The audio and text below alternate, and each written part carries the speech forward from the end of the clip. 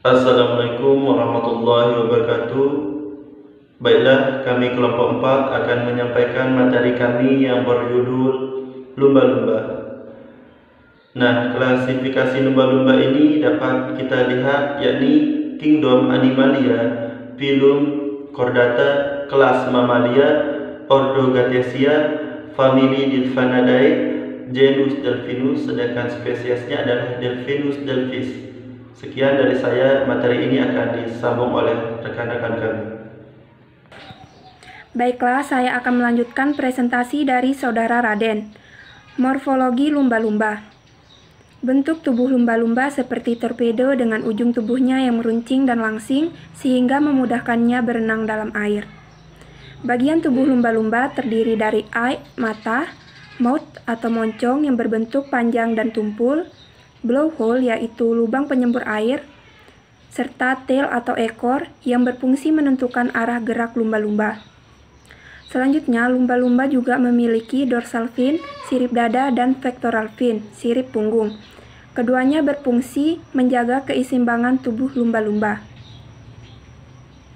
Selain itu, terdapat juga caudal fin atau sirip ekor yang berfungsi sebagai pendorong utama ketika lumba-lumba bergerak maju. Selanjutnya akan dibahas oleh Endang Febriani. Assalamualaikum warahmatullahi wabarakatuh.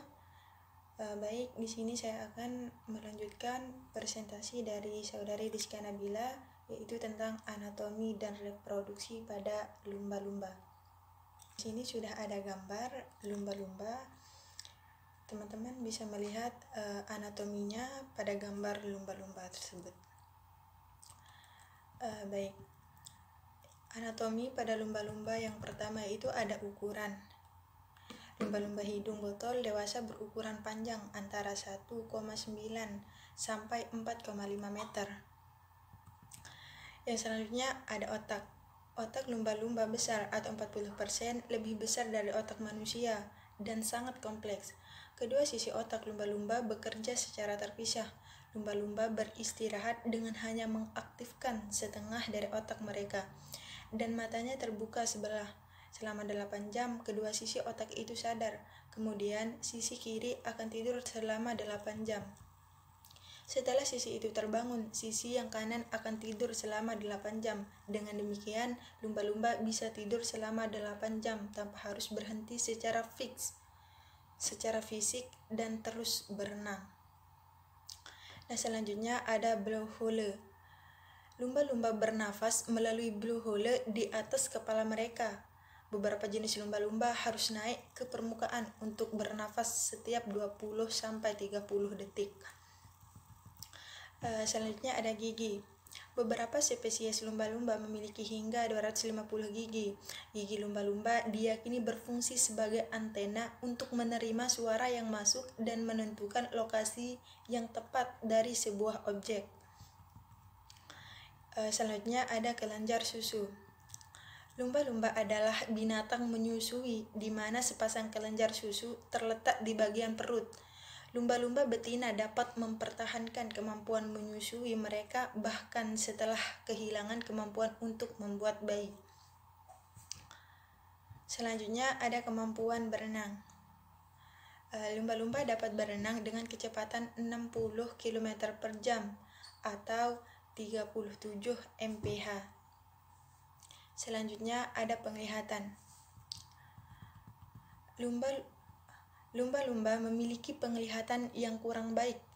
Akan tetapi sebagai gantinya, lumba-lumba menggunakan suara atau sistem sonar untuk mencari ke arah mana dia harus berenang untuk mencari makanan. Selanjutnya ada penciuman.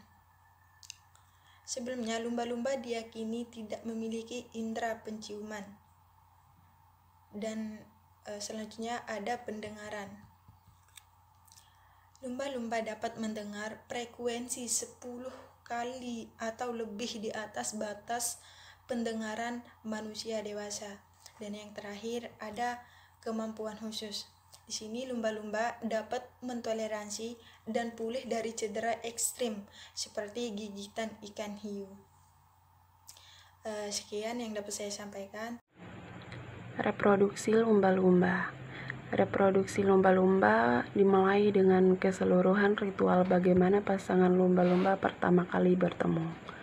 Lumba-lumba paling sering melakukan perkawinan selama musim semi, di mana antara jantan dan betina menghabiskan sebagian besar waktu untuk bercumbu.